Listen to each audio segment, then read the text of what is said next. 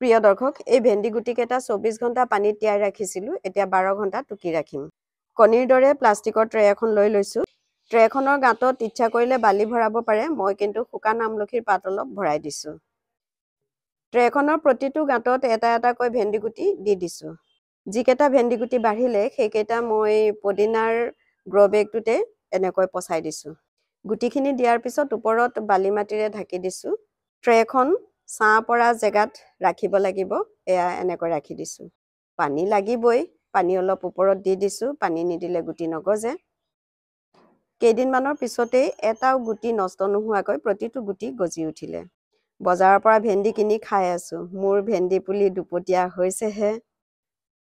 ভেন্দি পুলিবোৰ আৰু অলপ যেতিয়া ডাঙৰ হ'ব তেতিয়া মই গ্ৰ' বেগত ৰুই দিম। ভেন্দি গছ কেইজোপা চাই হাতেৰে চুই দুই এটা ছিঙিবলৈ পালে সন্তুষ্টি।